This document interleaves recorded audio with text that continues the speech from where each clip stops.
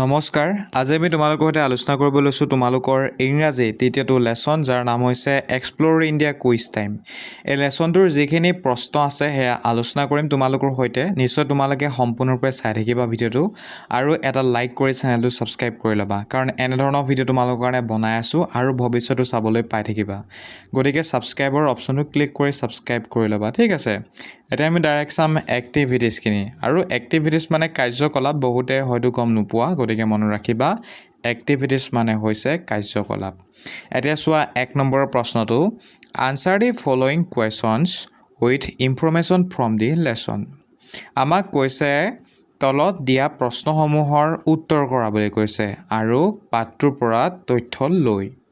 গতিকে এতিয়া আমি প্ৰশ্নখিনি চাম। এইটো কৈছে আমাক হোৱাট ইজ এ কুইজ, অৰ্থাৎ প্ৰশ্নটো কৈছে কুইজ কি হয় বুলি। গতিকে ইয়াৰ আনচাৰটো হ'ব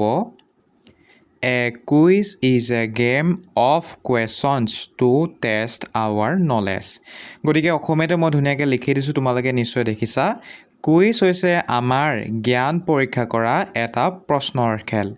গতিকে ইংৰাজীত আমি আনচাৰটো লিখিব লাগিব a quiz is a game of questions to test our knowledge. ধুনীয়াকৈ তোমালোকে লিখি লোৱা, ঠিক আছে।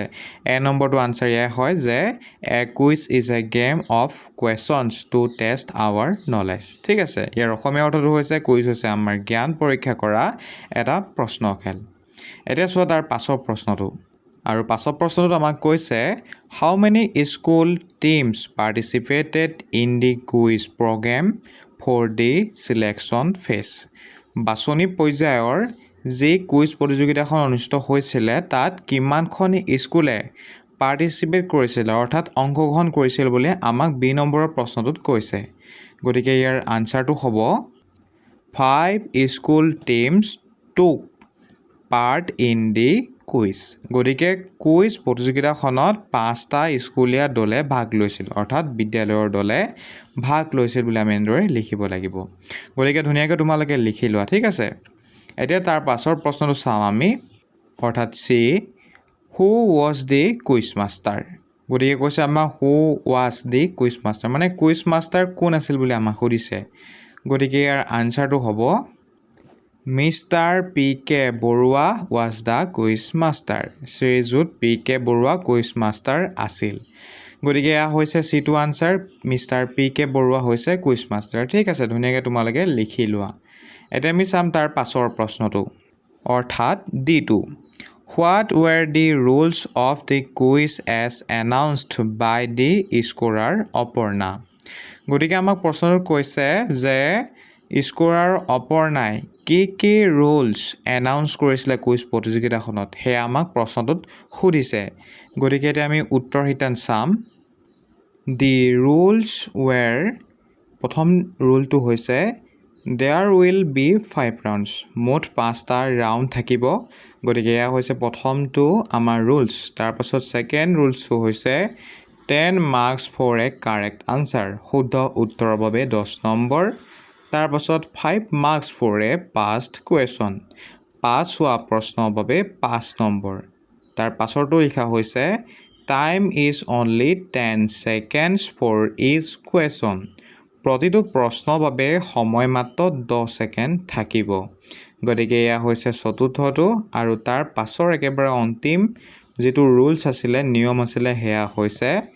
There is no' negative marking, অৰ্থাৎ ভুল উত্তৰৰ বাবে কোনো নম্বৰ কটা নাযায়। গতিকে এইকেইটাই হৈছে এই কুইজ প্ৰতিযোগিতাখনৰ নিয়ম, ঠিক আছে, ৰুলছ হয়। তোমালোকে ধুনীয়াকৈ নিজৰ বহীখনত লিখি লোৱা।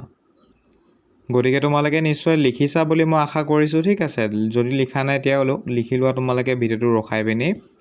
গতিকে লিখি হোৱাৰ পাছত এতিয়া আমি চাম নেক্সট প্ৰশ্নটো।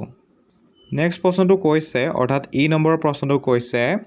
Which team was the winner of the state level quiz competition. অৰ্থাৎ আমাক কৈছে যে যি প্ৰতিযোগিতাখন অনুষ্ঠিত হৈছিলে, কুইজ কম্পিটিশ্যনখন, ষ্টেট লেভেল স্কুলৰ যিখন কুইজ প্ৰতিযোগিতা অনুষ্ঠিত হৈছিলে, এই প্ৰতিযোগিতাখনত কোনটো টিমে উইনাৰ হৈছিল, অৰ্থাৎ কোনটো টিম জিকিছিল বুলি আমাক প্ৰশ্নটোত সুধিছে। গতিকে ইয়াৰ আনচাৰটো হ'ব team D R K M school Cachar on the competition অৰ্থাৎ টিম ডি বা কাছাৰৰ RKM স্কুলে প্ৰতিযোগিতাত জিকিছিল। গতিকে ধুনীয়াকৈ তোমালোকে লিখি লোৱা, ঠিক আছে। আৰু প্ৰশ্নটো ইয়াত তোমালোকে নিশ্চয় দেখিছা সম্পূৰ্ণকৈ দিয়া নাই, মই জাষ্ট শ্বৰ্টকৈ দি দিছোঁ, ঠিক আছে। যদিহে তোমালোকৰ পৰীক্ষাত এনেধৰণৰ যদি প্ৰশ্ন আহে তেতিয়াহ'লে আনচাৰ একেটাই আমি লিখিব লাগিব, ঠিক আছে। তোমালোকে লিখি লোৱা নিজৰ বহীত। এতিয়া আমি চাম 2 নম্বৰখিনি, আৰু 2 নম্বৰখিনিত আমাক কৈছে how well do you know' your country, complete the following sentence, they are from the lesson and are about our country. গতিকে আমাক কৈছে যে তুমি তোমাৰ দেশখনৰ বিষয়ে কিমান ভালদৰে জানা, আৰু তলৰ যিখিনি খালী ঠাই আছে সেইখিনি সম্পূৰ্ণ কৰা বুলি কৈছে। লগতে এই প্ৰশ্নখিনি তোমাৰ পাঠৰ পৰা লোৱা হৈছে, অৰ্থাৎ এই পাঠটোৰ পৰা লোৱা হৈছে আৰু দেশৰ বিষয়। গতিকে আমি তলৰ যিখিনি তোমালোকে খালী ঠাই পাইছা সেইখিনি পূৰ কৰিবলৈ কৈছে, আৰু ইতিমধ্যে মই আনচাৰ কৰি থৈছোঁ। তোমালোকে নিশ্চয় দেখিছা মই ৰেড কালাৰত লিখি থৈছোঁ। গতিকে ছাত্ৰ ছাত্ৰীসকল তোমালোকে চোৱা 1 নম্বৰটোনো কি কৈছে, ঠিক আছে। এটোত কি কৈছে, the ancient name of Assam was Kamrup. গতিকে অসমৰ পুৰণি নাম হৈছে Kamrup. It was also' known as dash আছে, অৰ্থাৎ খালী ঠাই আছে। গতিকে আমি লিখিব লাগিব প্ৰাগজ্যোতিষপুৰ।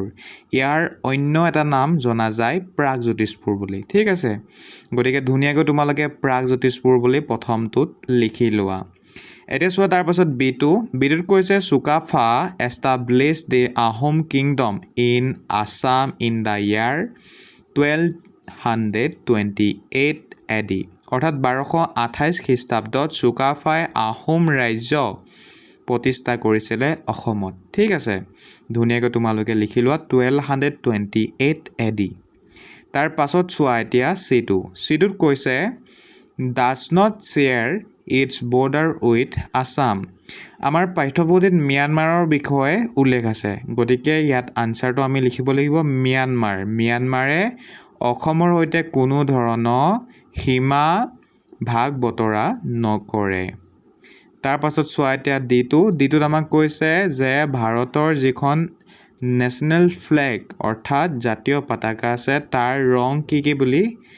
আমি লিখিব লাগে, মানে ৰং কি হয় আমাক সুধিছে মেইনলি প্ৰশ্নটোত। গতিকে আমি লিখিব লাগিব চেফ্ৰন মানে হৈছে গেৰুৱা ৰং, তাৰপাছত হোৱাইট মানে বগা, এণ্ড গ্ৰীণ মানে সেউজীয়া। গতিকে ধুনীয়াকৈ তোমালোকে লিখি লোৱা চেফ্ৰন, হোৱাইট এণ্ড গ্ৰীণ। তাৰ পাছত ইটো কৈছে আমাক যে হোৱাইট ষ্টেণ্ডছ মানে বগা ৰঙে কি বুজায় বুলি কৈছে, কি সূচায় বুলি কৈছে। প্ৰথমতে আমি শান্তি লিখিব লাগে। গতিকে পিচ মানে হৈছে শান্তি আৰু টুথ মানে হৈছে সত্য। গতিকে বগা ৰঙে শান্তি আৰু সত্য বুজায়। ধুনীয়াকৈ তোমালোকে লিখি লোৱা, ঠিক আছে। তাৰ পাছত চোৱা এফটোত কৈছে মহাত্মা গান্ধী ৱাজ বৰ্ণ ইন ডেছ আছে পোনপ্ৰথমতে ইন দি ষ্টেট অফ। প্ৰথমতে আমি লিখিব লাগিব পোৰবন্দৰ। গতিকে প্ৰশ্নটোত কৈছে আমাক মহাত্মা গান্ধীৰ জন্ম ক'ত হৈছিল বুলি। আমি নিশ্চয় সকলোৱে জানো যে পোৰবন্দৰত জন্ম হৈছিলে। ইন দি ষ্টেট আমাক সুধিছে ৰাজ্যখনৰ নাম কি, গতিকে গুজৰাট হয়, ঠিক আছে। ধুনীয়াকৈ তোমালোকে লিখি লওক গুজৰাট বুলি। তাৰ পাছত সুধিছে যিটোত আমাক অমৃতসৰ পঞ্জাৱ ফেমাছ কিহৰ কাৰণে হয় বুলি আমাক সুধিছে। গতিকে আমি লিখিব লাগিব ইয়াত গল্ডেন টেম্পল অফ দি শিখসকলৰ গল্ডেন টেম্পলৰ কাৰণে অমৃতসৰ ফেমাছ অৰ্থাৎ বিখ্যাত, ঠিক আছে। প্ৰথমতে তোমালোকে লিখিবা গল্ডেন টেম্পল, তাৰপাছত লিখিবা শিখ বুলি, ঠিক আছে। তাৰপাছত চোৱা এইচটো the largest population of Indian rhinos can be seen in dash আছে। গতিকে আমি ইয়াত লিখিব লাগিব কাজিৰঙা। এতিয়া তোমালোকে চোৱা প্ৰশ্নটো কৈছে আমাক যে ইণ্ডিয়ান ৰাইনো আটাইতকৈ ডাঙৰ জনসংখ্যা দেখা ক'ত যায় বুলি আমাক সুধিছে প্ৰশ্নটোত। গতিকে আমি লিখিব লাগিব কাজিৰঙা বুলি। ধুনীয়াকৈ তোমালোকে লিখি লোৱা। তাৰ পাছত এতিয়া আইটো চোৱা the ancient name of Patna the capital of Bihar. বিহাৰৰ ৰাজধানী আমি সকলোৱে জানো পাটনা বুলি। গতিকে তাৰ প্ৰাচীন নামটোনো কি আছিলে আমাক সুধিছে। পাটনা মানে প্ৰাচীন নামটো কি আছিলে, অতীতত কি নামেৰে জনা গৈছিল আমাক সুধিছে। গতিকে আনচাৰটো হ'ব পাটলিপুত্ৰ। ধুনীয়াকৈ তোমালোকে লিখি লোৱা। তাৰপাছত এতিয়া জেটো চোৱা the Qutub Minar the world tallest free standing stone tower was built in dash আছে। তোমালোকে নিশ্চয় দেখিছা। মই আনচাৰ লিখিছোঁ 1193 বাই ডেছ আছে। গতিকে আমি আনচাৰটো কৰিব লাগিব। আমাক মেইনলি সুধিছে প্ৰশ্নটোত যে কুতুব মিনাৰ কেতিয়া নিৰ্মাণ কৰিছিল আৰু কোনে নিৰ্মাণ কৰিছিল আমাক সুধিছে।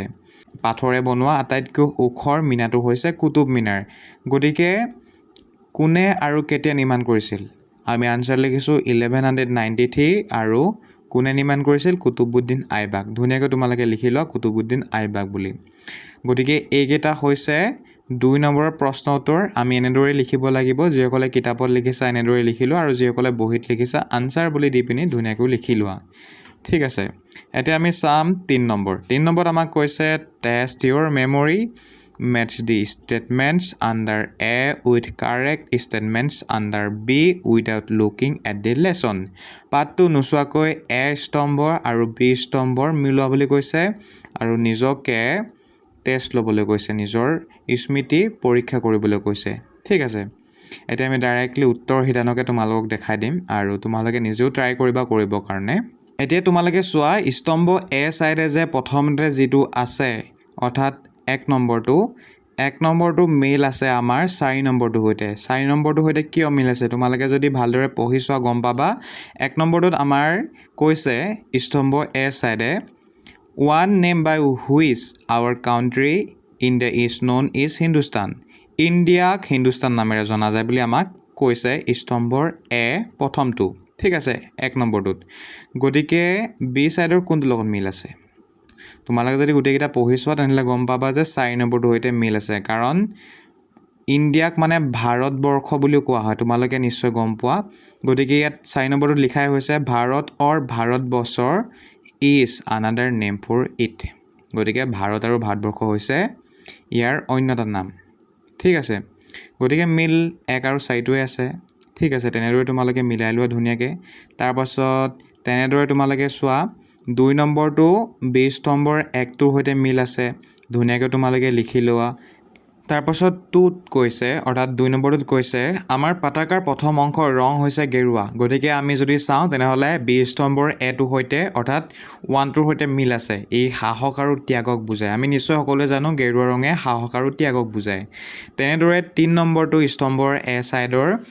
আমাক কৈছে আমাৰ পতাকাৰ কেন্দ্ৰত থকা নীলা চক্ৰটোক অশোক চক্ৰ বা ধৰ্মচক্ৰ বোলা হয় বুলি কৈছে গতিকে আমি যদি চাওঁ তেনেহলে 2 নম্বৰটো হৈতে মিল আছে 20 নম্বৰ হেহে 2 নম্বৰটোত কৈছে আমাক ই বুজায় যে গতিতে জীৱন আৰু স্থবিৰ তাতে মৃত্যু ঠিক আছে ধুনীয়াকৈ তোমালোকে মিলাই লোৱা তাৰ পাছত আছে 4 নম্বৰটো আমাক কৈছে শাহজাহানে তাজমহল নিৰ্মাণ কৰিছিল বুলি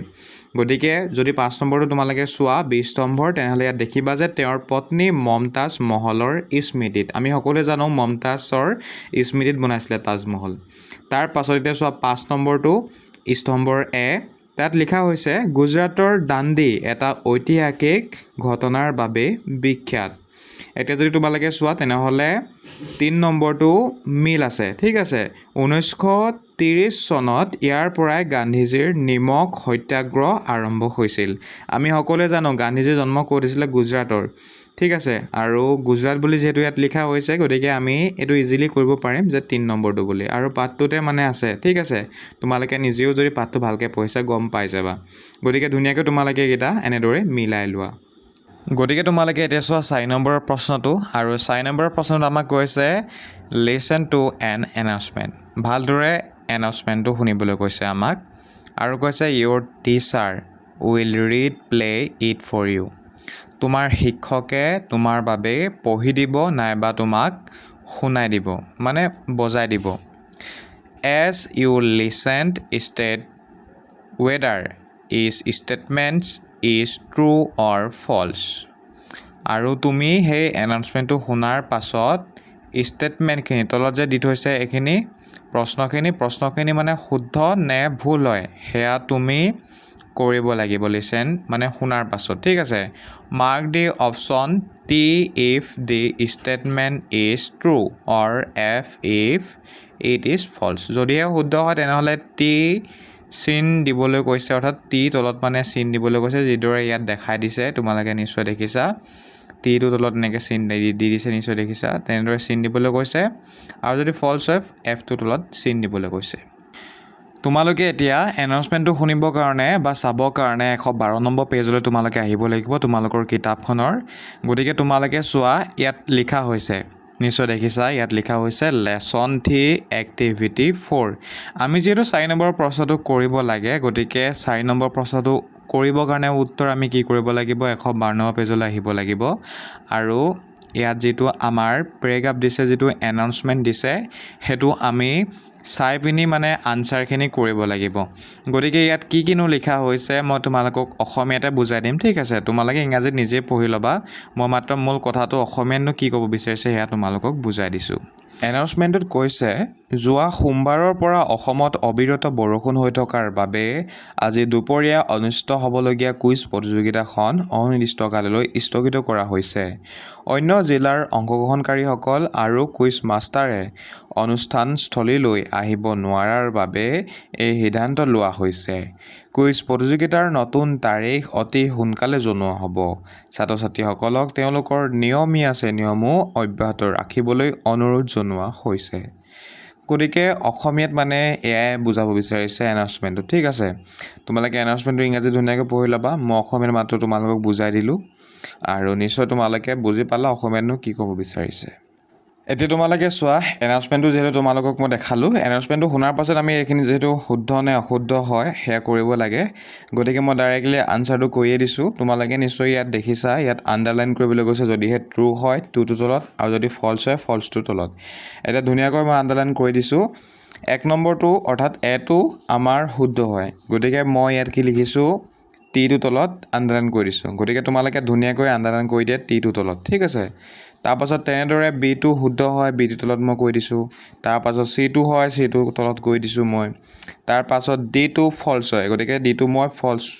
অপশ্যনটোৰ মানে এফৰ তলত মই আণ্ডাৰলাইন কৰিছোঁ তাৰপাছত তেনেদৰে তোমালোকে নিশ্চয় দেখিছা ইটো ফল্ছ হয় ইটো তলত মই আণ্ডাৰলাইন কৰিছোঁ তাৰপাছত এফটো তলত মই আণ্ডাৰলাইন কৰিছোঁ তাৰপাছত যিটো টিটো তলত মই আণ্ডাৰলাইন কৰিছোঁ তোমালোকে নিশ্চয় দেখিছা তাৰপাছত এইচটো তলত অৰ্থাৎ টিটো তলত মই আণ্ডাৰলাইন কৰিছোঁ গতিকে এইকেইটা ট্ৰু হয় আৰু মাজত সেই তিনিটা ফল্ছ হয় ধুনীয়াকৈ তোমালোকে নিজৰ কিতাপখন আণ্ডাৰলাইন কৰি লোৱা আৰু যদি বহীত লিখিছা তেনেহ'লে ট্ৰু ফল্ছ আনচাৰ এই পিনি লিখি লোৱা এতিয়া চোৱা 5 নম্বৰৰ এটো আৰু 5 নম্বৰৰ এটোত আমাক কৈছে যে ইমাজিন কৰিবলৈ কৈছে আমাক যে আমি সাহিত্য আৰু সংস্কৃতি মঞ্চৰ সদস্য হয় বিদ্যালয়ৰ আৰু 2 অক্টোবৰ সোমবাৰে পুৱা 10টা বজাত এখন কুইজ প্ৰতিযোগিতা অনুষ্ঠিত হ'ব আঞ্চলিক পৰ্যায়ৰ গতিকে সকলো ছাত্ৰ ছাত্ৰীকে আমন্ত্ৰণ জনাই এখন নটিচ বোৰ্ড আমাক বনাবৰ কাৰণে কৈছে গতিকে এতিয়া আমি চাম ডাইৰেক্টলি উত্তৰ নটিচ বোৰ্ডখননো আমি কেনেকৈ বনাব লাগে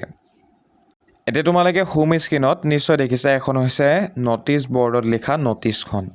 মই ইয়াত কালাৰফুল কৰি পিনি ধুনীয়াকৈ মই বনাই থৈছোঁ তোমালোকে কালাৰফুল কৰিব নালাগে নিজৰ নৰ্মেল যি কাঠ পেঞ্চিল আৰু কলম আছে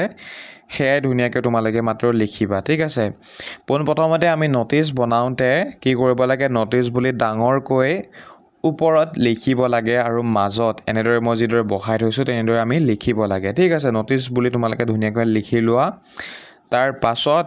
প্ৰতিযোগিতাখনৰ নাম কি আছিলে তাত তোমালোকে যদি চোৱা প্ৰশ্নটোত দেখিবা যে জোনাল লেভেল কুইজ কম্পিটিশ্যন নাম আছিলে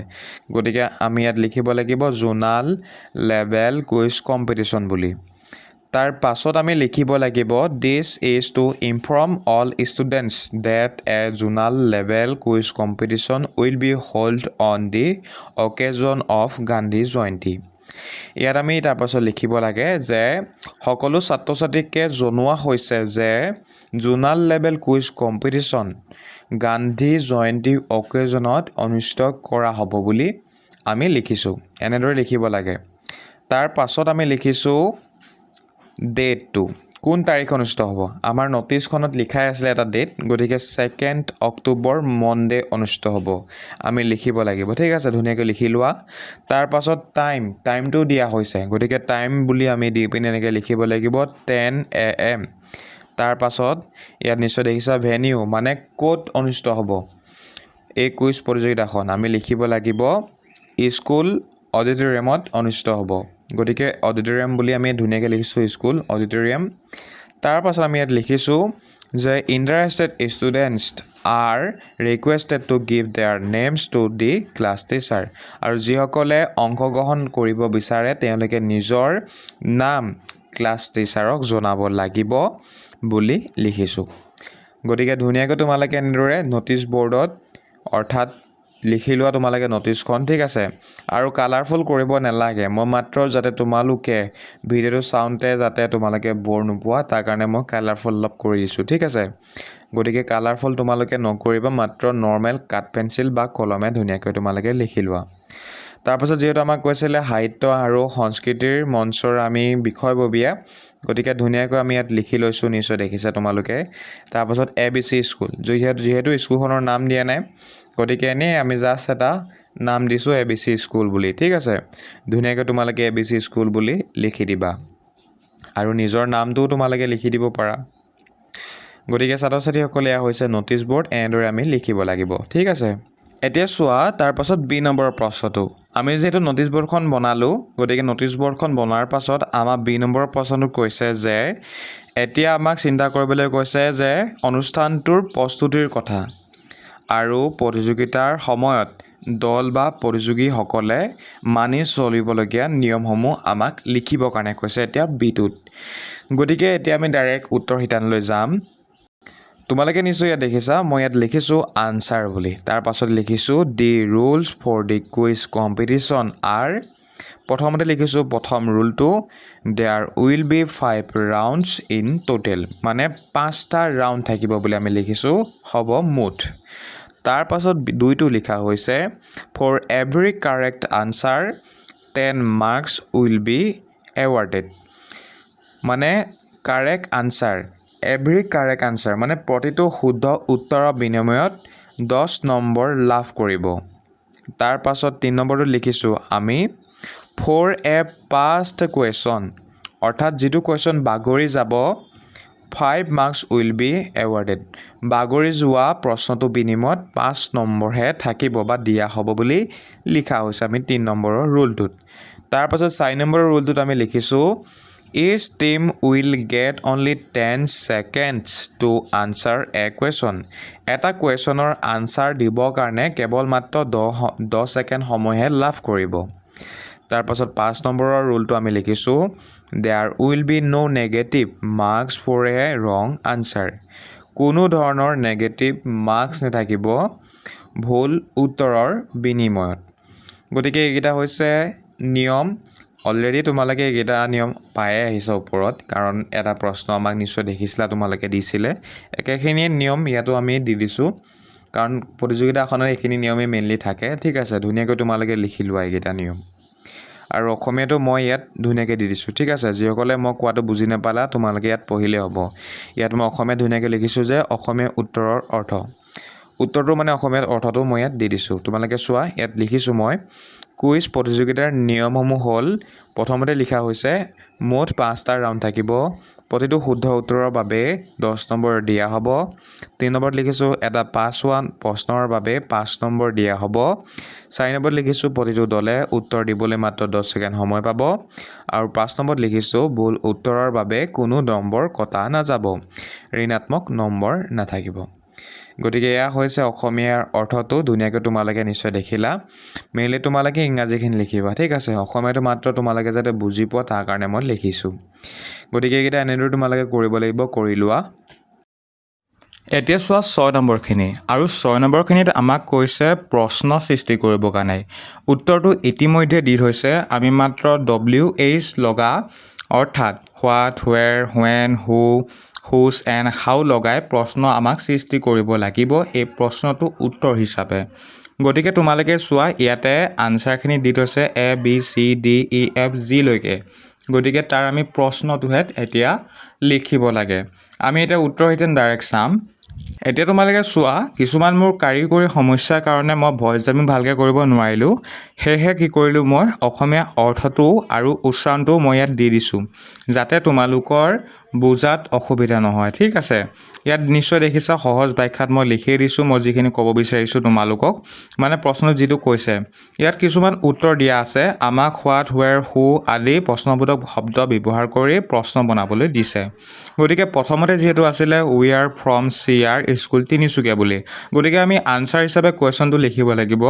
হুৱেৰ আৰ ইউ ফ্ৰম ধুনীয়াকৈ তোমালোকে লিখি লোৱা আৰু হুৱেৰ আৰ ইউ ফ্ৰম মানে হৈছে তোমালোক ক'ৰ পৰা আহিছা গতিকে এ নম্বৰটো আমি এনেদৰে কৰিব লাগে ধুনীয়াকৈ তোমালোকে নিজৰ বহীখনত কৰি লোৱা হুৱেৰ আৰ ইউ ফ্ৰম বুলি লিখি পিনি গতিকে তোমালোকে নিশ্চয় দেখিছাই আনচাৰটো লিখাই আছে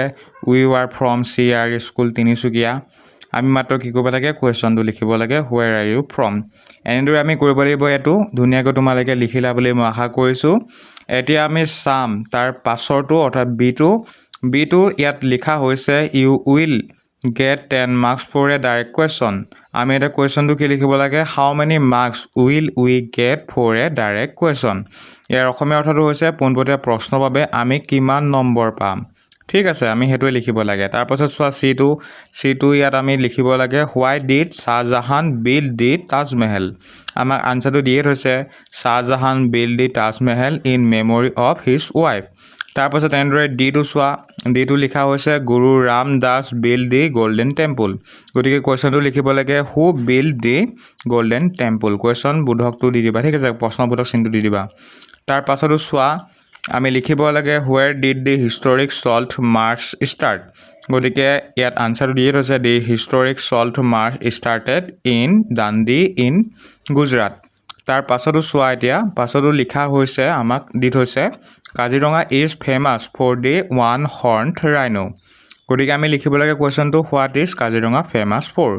তাৰ পাছতো চোৱা এতিয়া the winner of today quiz is team D which team is the winner of today quiz আমি লিখিব লাগে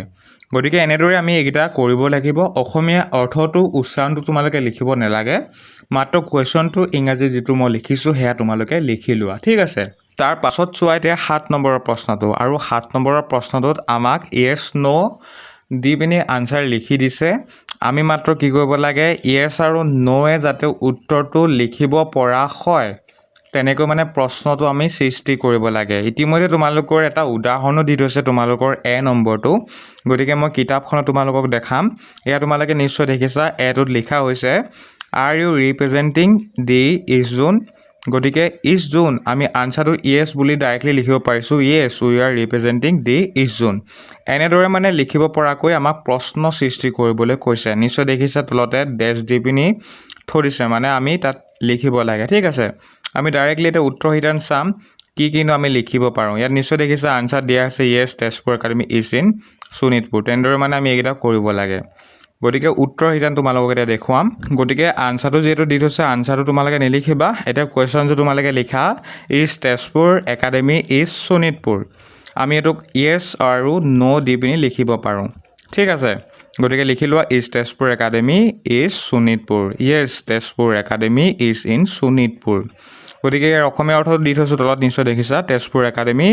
শোণিতপুৰত আছেনে হয় আছে বুলি আমি লিখিব পাৰোঁ তাৰপাছত চোৱা এতিয়া চিটো আমি লিখিছোঁ will the winning team represent Assam in the national school quiz competition বিজয়ী দলটোৱে ৰাষ্ট্ৰীয় স্কুল কুইজ প্ৰতিযোগিতাত অসমক প্ৰতিনিধিত্ব কৰিবনে আমি ইয়েছ নহয় লিখিব পাৰোঁ যিহেতু গতিকে এয়া হৈছে কুৱেশ্যনটো ধুনীয়াকৈ লিখি ল'বা ঠিক আছে yes the winning team will represent Assam in the national school quiz competition তাৰপাছত তেনেদৰে ডিটো আমি লিখিব লাগে was the ancient name of Assam Kamatapur গতিকে কমতাপুৰ হয় জানো নহয় গতিকে আনসাৰটো অলৰেডি দি থৈছে no' the ancient name of Assam was not Kamatapur ঠিক আছে ডিটো এনেকৈ লিখিব লাগিব তাৰপাছত চোৱা ইটো আমি লিখিব লাগে does saffron signify courage and sacrifice অৰ্থাৎ গেৰুৱা ৰঙে সাহস আৰু ত্যাগক বুজানে yes saffron signifies courage and sacrifice ধুনীয়াকৈ তোমালোকে লিখি লোৱা কুৱেশ্যনটো তাৰপাছত চোৱা এতিয়া এফটো is Porbandar located in Gujarat Porbandar গুজৰাটত অৱস্থিত নে হয় yes Porbandar is located in Gujarat গতিকে এইকেইটা হৈছে আমি কুৱেশ্যন যিকেইটা লিখিব লাগে সেইকেইটা তোমালোকে এনেদৰে ধুনীয়াকৈ লিখি লোৱা অসমীয়াত নিলিখিবা ঠিক আছে অসমীয়াত যে মই দিছোঁ সেয়া মাত্ৰ তোমালোকে যাতে বুজি পোৱা মই যিহেতু ভালকৈ ভইচ ডাবিং কৰিব পৰা নাই সেয়েহে তোমালোকে যাতে বুজি পোৱা ঠিক আছে তাৰ কাৰণে মই অসমীয়াত ইয়াত দি দিছোঁ গতিকে লিখি লোৱা তোমালোকে এতিয়া চোৱা তোমালোকে 8 নম্বৰৰ প্ৰশ্নটো আৰু 8 নম্বৰৰ প্ৰশ্নটো আমাক কৈছে এটা এনাউন্সমেণ্ট লিখিবৰ কাৰণে আমাক কৈছে প্ৰশ্নটোত কল্পনা কৰা তুমি বিদ্যালয়ৰ স্কুল কেপ্টেইন আৰু কুইজৰ সকলো স্বেচ্ছাসেৱক দায়িত্ব তোমাৰ ওপৰত আছে। কুইজ চলি থকাৰ সময়ত ছাত্ৰ ছাত্ৰীৰ মাজত শৃংখলা বজাই ৰাখিবলৈ এটা ঘোষণা কৰিব লাগে। দলগতভাৱে আলোচনা কৰি কুইজৰ আৰম্ভণিতে কৰিবলগীয়া এটা ঘোষণা প্ৰস্তুত কৰা, অৰ্থাৎ এনাউন্সমেণ্ট লিখিবৰ কাৰণে আমাক কৈছে। গতিকে চুটিকৈ আৰু সৰলকৈ আমাক লিখিব লাগে আনচাৰটো। তোমালোকে নিশ্চয় দেখিছে ইয়াত মই এনাউন্সমেণ্ট বুলি লিখি দিছোঁ আনচাৰত। ধুনীয়াকৈ তোমালোকে নিজৰ বহীখনত লিখি লোৱা এনাউন্সমেণ্ট বুলি মাজতে। তাৰপাছত ইয়াত যিদৰে লিখা হৈছে তোমালোকে এইখিনি কথা ধুনীয়াকৈ